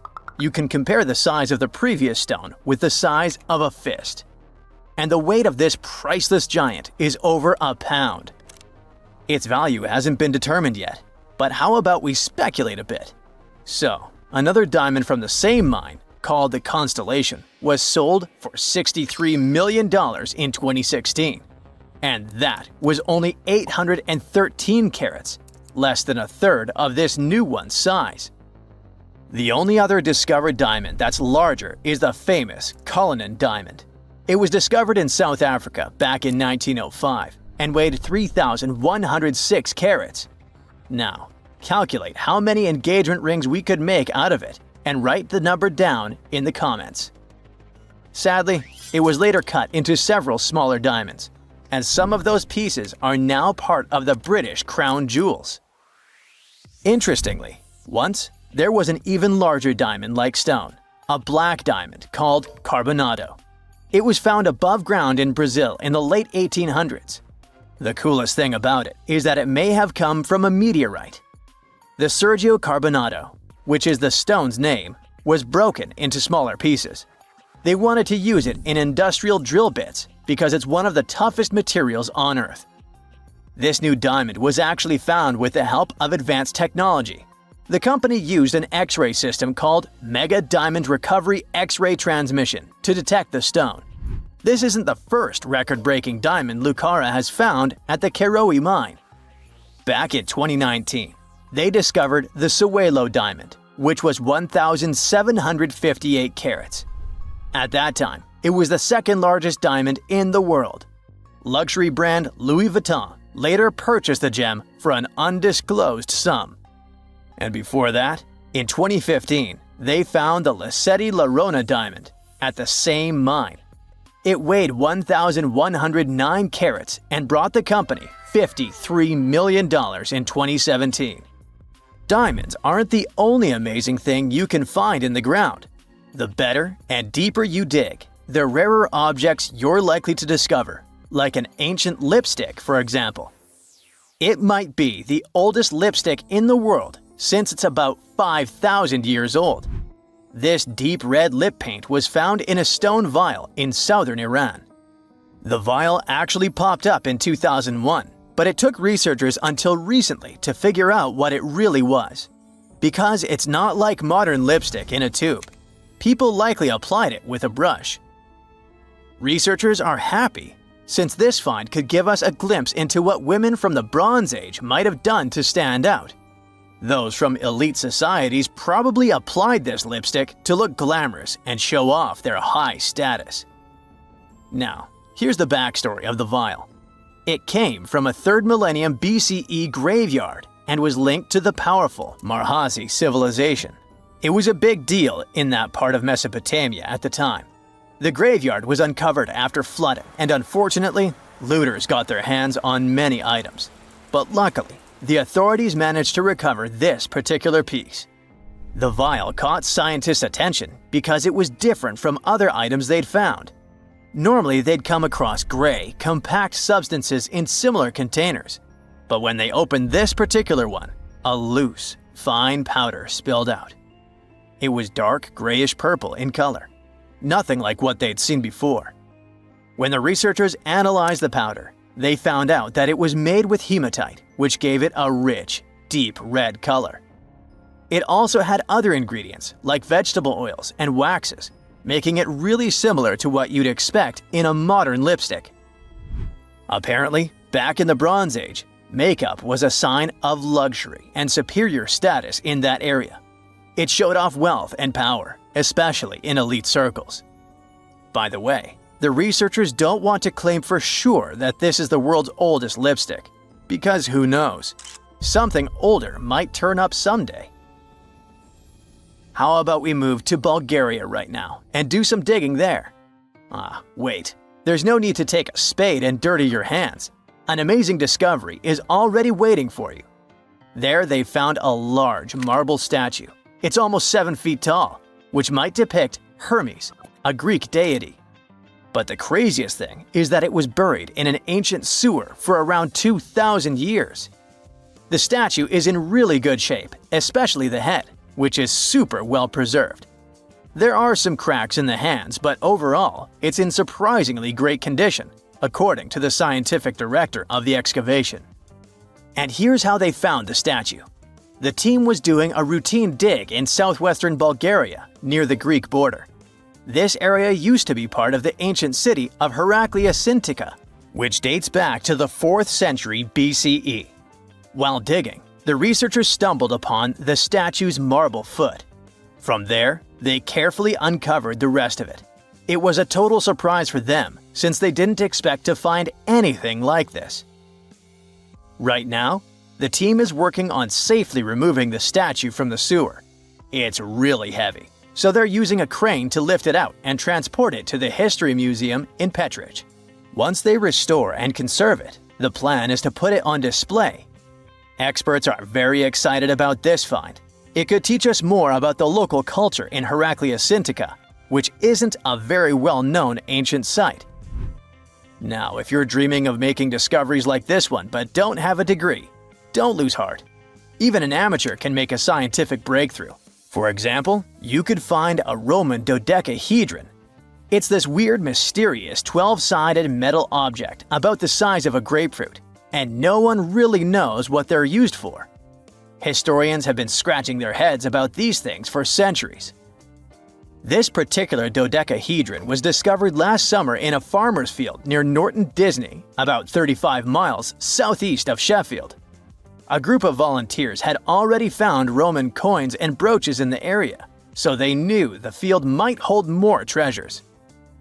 A geophysical survey had shown areas underground where the Earth's magnetic field was disturbed, hinting that something might have been hidden there. The team started digging trenches during a 2-week excavation. On the second to last day, in Trench 4, someone spotted the dodecahedron. Richard Parker, the group's secretary, was nearby making tea when he heard the shout. He said they were all shocked because they hadn't found much metal, and then, boom, that awesome artifact simply popped up. The extra cool thing about that dodecahedron was that it was complete, which is rare. Many others found before were broken or incomplete. Plus, it's larger than usual. Roman dodecahedrons can be as small as a golf ball, but this one is closer to a grapefruit. Now, the dodecahedron is on display at a local museum. So far, over 100 Roman dodecahedrons have been found in northwestern Europe, mostly in former Roman territories like the Gallo-Roman regions. They date back to somewhere between the 1st and 3rd centuries CE. Each one is a hollow metal shell, usually made of bronze. It has 12 faces, with differently sized holes on each face. Around the holes, there are concentric rings imprinted into the metal, and at every corner where the faces meet, there's a small stud. There's no writing on them, and nothing in Roman texts mentions them at all. That's why nobody knows what these dodecahedrons were for. There are loads of theories. They could have been toys, dice, mace heads, or even tools for measuring distances in Roman artillery. Some people even think they were used for knitting gloves or even figuring out dates using the stars. But most of those ideas don't really hold up, so the mystery remains. A ship filled with gold and other treasures worth over $13 million was found in the middle of the Namibian desert after almost 500 years. The worker who found it was actually looking for diamonds, but ended up with something way more valuable for history. There were some blocks of copper, some wood, pipes, and elephant tusks. The miners called for an archaeologist, who soon realized it wasn't a disturbed beach like they thought, but a shipwreck. All evidence showed that it was a Portuguese trading vessel, Bom Jesus, that went missing in the 16th century. Experts believe it was a special kind of ship that was bigger, stronger, and better than older ships from Portugal and Spain. These ships were built to take Portuguese explorers on long trips to distant places like India, China, and Japan, and come back with tons of cargo. The Bom Jesus was likely carrying treasures from Lisbon, Portugal, to Western India. But it looks like on its way around the southern tip of Africa, near Namibia, a big storm pushed the ship too close to the shore. The ship hit a rock, tipped over, and broke apart, sinking into the ocean. Archaeologists found treasure from the captain's chest under the water, which probably fell out when the ship's wooden hull broke. They also found pieces of the ship scattered along the shore, likely from the violent storm and later by construction in the area. The storm must have been very fierce, but they didn't find many bones, which means most of the crew may have survived or were lost at sea. The ship was split into 3 sections and incredibly well preserved, thanks to the thick layers of sand that covered it and prevented rot. Archaeologists who studied the wreck discovered over 40 tons of cargo. There were cannons, swords, blocks of metal like lead and tin, fabrics, and tools that sailors used to navigate the stars while traveling across the ocean. The most exciting discovery was 1,845 copper ingots, weighing as much as 16 to 17 tons altogether. Those copper ingots, or pieces of pure metal, are still in great condition because the hull of the ship and layers of sand protected them from ocean water. The scientists even managed to read the trademarks on them on site, and learned they were made by a super wealthy German trading company. There were also more than 2,000 shiny gold and silver coins from different countries, and 105 enormous elephant tusks weighing about 2 tons. The tusks were likely supposed to become luxury items, like jewelry or carvings at the destination. Archaeologists took some DNA samples from the tusks and found that they came from West African forests and savanna elephants. Researchers were lucky that the ship was found in a restricted diamond mining area. No scavengers were able to get their hands on the treasures. The Bom Jesus remains the oldest and most valuable shipwreck that was ever discovered off the western coast of sub-Saharan Africa. Another shipwreck recently found by accident was buried under a 10-foot tall sand dune near the Caspian Sea. Some people call it the world's largest lake, and it has water levels that rise and fall over time because of the changes in weather patterns. These changes can move sand and uncover things like this shipwreck and other treasures along the coast. As the dune slowly disappeared, the ship started to show. Before digging it out, scientists worried that waves from the sea might damage the wreck. To protect it, they built a wall using thousands of sandbags to keep the waves away. When the ship was uncovered, they discovered it was a 3-masted, 92-foot-long merchant ship with a strong double hull. Wood samples showed the ship was built in the 18th to 19th century using trees like Scots pine, spruce, and larch from the Volga River area or the Caucasus. They even found buckwheat and plants from the same region, which were probably traded or used to feed the sailors. It proves that the ship was part of a group of merchant ships that once sailed the Caspian Sea. An amateur fisherman, who was 20 feet under the sea off the coast of Turkey, noticed some huge metal remains.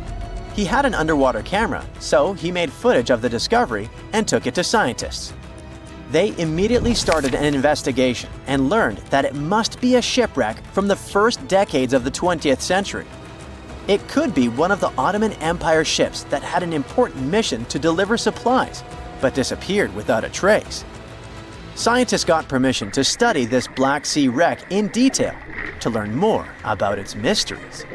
They're hoping to find its shipyard documents to find some answers, as the ship itself is in terrible condition and is tricky to work with.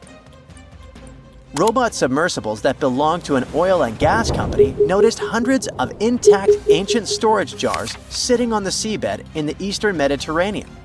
Experts think those jars are 3,300 years old. This makes the find the oldest shipwreck from the deep sea. The jugs were probably used to store oil or other agricultural products like fruit. This proves that the people who made them organized maritime trade and had incredible navigational skills. It looks like the ancient mariners managed to traverse the Mediterranean Sea without a line of sight to any coast. All they could see was the horizon, so they must have used the sun and other stars to find their way. Off the coast of Sicily, under 20 feet of sand and rock, archaeologists found a shipwreck so old that they aren't even sure what materials were used to build it. They think the ship is from the 5th or 6th century BCE, which means it's over 2,500 years old. This ancient ship wasn't alone. Researchers also found 2 iron anchors shaped like an upside-down T from around the 7th century of the Common Era, and 4 stone anchors from prehistoric times nearby. One of the stone anchors was broken and may have had wooden pieces attached to help it hold on to the seafloor. They figured out that the ship itself was built using the on-shell technique. The wooden planks of the ship were connected so tightly that they could support the ship on their own, with extra beams added just to make it stronger. Sadly, the ship's wooden hull is very fragile now because tiny sea creatures that eat wood have damaged it over the years. Scientists are being extra careful as they study it to make sure it doesn't fall apart. This discovery is such a big deal because it was built during a time when Sicily was super important for trade. Back then, the Greeks and Punics were trying to take control of the seas long before Rome became the ruler of the Mediterranean. By studying this ship, scientists hope to learn more about how people traveled and traded in those ancient times. One more shipwreck, this time off the coast of Kenya.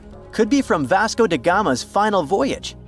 This Portuguese explorer was the first European to reach India by sea around the Cape of Good Hope. Local fishermen discovered the shipwreck in question in 2013.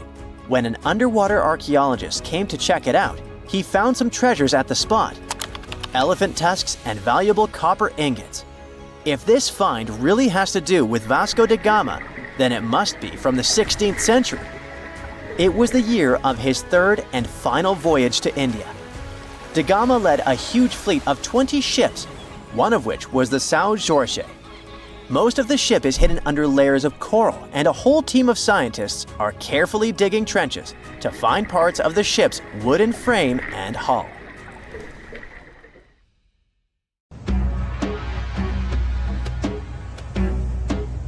This is not a dune set. This is a very real desert in Niger. Jado was probably built by the nomadic Sao people and is filled with Casars, which are fortified houses made of salt and clay, with giant walls and secret passages.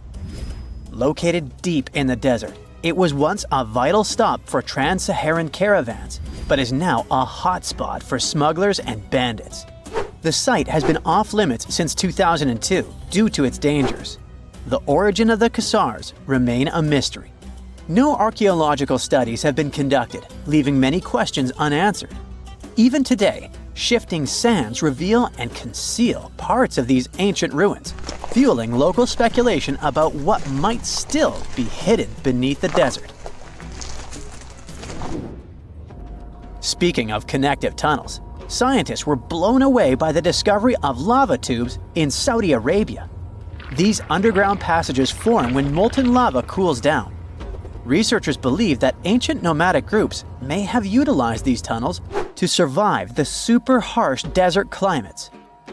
While excavating the tunnels, archaeologists uncovered artifacts, rock art, and skeletal remains. The art and animal bones show that the people who used the tunnels were probably sheep and goat herders. They're still piecing together whether these groups lived in the tunnels for extended periods or just used them as temporary shelters. The Great Pyramid of Giza has been standing for thousands of years, but it's still hiding secrets. Using special scanning technology, scientists found two hidden structures under an ancient burial ground. The first is a shallow L-shaped structure, and below it is a much larger space that could be a final resting place or a chamber. The smaller structure was filled with sand on purpose, while the deeper one might be an empty chamber. Experts believe the two are connected, possibly as an entrance leading to a secret chamber. This is big news because it might give us some more insight into who built the pyramids and why. The world is full of ancient writing, but some messages refuse to give up their secrets, like the mystery of the Bashplemy Tablet. This unusual stone, pulled from a lake in Georgia, is covered in symbols no one can read. Even with modern technology, experts are completely stumped. The tablet is about the size of a book, with 60 symbols carefully carved into its surface, but 39 of them don't match any known language. Some resemble scripts from ancient civilizations in the Middle East, India, and Egypt, but none are an exact match. To make things even trickier, part of the tablet is broken off, meaning a piece of the puzzle is missing forever. To rule out a hoax, scientists studied the tablet closely. They confirmed it's made of vesicular basalt, an extremely tough local rock. Whoever carved these symbols must have been really skilled. Based on similar archaeological finds, experts believe the tablet could date back thousands of years, possibly to the late Bronze or early Iron Age. Some symbols repeat, which could mean they're numbers. Maybe it's an inventory list, a record of battles, or even an offering to the deities. Until someone cracks the code, the Bashplemy Tablet remains an unsolved mystery from the depths of history. Experts are still stumped with what this Minoan disc might mean. The Phaistos Disc is one of the most mysterious finds from the Minoan civilization. This 6-inch clay object, discovered in 1908, has strange spiral markings that no one has fully decoded yet. The disc has 241 symbols on both sides, showing everything from people and animals to tools and plants. Experts have come up with many theories about what the symbols mean. Some think it's an early form of Greek. Others suggest it's a prayer or a hymn. And some even believe it could be a letter from a king in Anatolia to a Greek ruler. Let's see who will be the first to figure this out. It's always a fun day at an archaeologist's office when they find something as big as a 2,000-year-old marble head. A French archaeologist mission went digging inside an old medieval house near Alexandria in Egypt and found a statue's head depicting an old, possibly ill man. This statue dates from the last Egyptian dynasty before it became part of the Roman Empire, and the site where it was found is associated with the likes of Cleopatra and Mark Antony. For archaeologists, even the smallest finds at this site means a lot. You've heard of Lucy, right? The Australopithecus that was an early ancestor for us humans. Well, scientists found some of her species' footprints somewhere in Tanzania. The so-called Laetoli Footprints are over 3 million years old. The trail stretched 88 feet and has about 70 footprints, left behind when a bunch of early humans walked across some wet volcanic ash. What's cool is that these early humans were already walking on 2 feet, like us, not all hunched over like apes. The close spacing of the prints shows they probably had short legs and a shorter stride than we do today. In an ancient Egyptian temple, archaeologists uncovered a shrine unlike any other, a place dedicated to falcons and two mysterious deities. One deity had a falcon's head, while the other wore a crown with a sun disk and cow horns. But the most baffling discovery was an inscription that read, "It is improper to boil a head in here." At the heart of the shrine, there are 15 headless falcons carefully arranged on a pedestal, likely as offerings to the falcon-headed deity. One theory suggests the birds were boiled first, perhaps to pluck their feathers, before being placed in the shrine, following the strange rule carved into stone. Archaeologists also found a 13-inch iron harpoon nearby. Its true purpose remains unknown, although the shrine also held remains of fish, mammals, and bird eggs, suggesting that the rituals may have included feasting. And speaking of ancient Egypt, meet Hathor. Scientists named her after the ancient Egyptian deity of motherhood, music, and singing. This wooden statue, housed at the Metropolitan Museum of Art, was thought to be just a beautiful artifact, until a surprising secret was uncovered. Using an X-ray machine, experts found a mechanical operating system inside it, with pulleys and axles connecting her shoulder to her left leg. When activated, the system made her hand raise and lower, an engineering marvel from over 3,000 years ago. The statue was created during Egypt's Middle Kingdom, around 1800 BCE, and is often compared to 19th century automata due to its advanced design. It's believed the statue was used in religious ceremonies, symbolizing Hathor's role in dance and music. An unexpected discovery happened in northern Kuwait, where a Kuwaiti-Polish team uncovered a mysterious 7,500-year-old statue. The statue features an elongated skull, no mouth, narrow eyes, and a flattened nose. This feature is thought to be an Ophidian figurine, named after the Greek word for snake, and it was likely made by the Ubaid culture, a civilization known for their pottery skills. While no one knows exactly what role this weird statue played, it might have been linked to rituals or symbolic practices. Some scientists think these figurines, found in homes or final resting places, were tied to important cultural beliefs. We couldn't mention unresolved mysteries of this world without speaking about these elongated skulls. In the deserts of Peru, researchers uncovered 5 ancient skeletons, 2 with unnaturally elongated skulls. While head shaping was common in many cultures, these skulls defy explanation. Local legends tell tales of the so-called Gentiles, a mysterious race banished underground by the powerful deities. Some say this is what the skulls represent. Others think this is some type of genetic anomaly, which was confirmed after finding an infant skull, too large to be artificially shaped.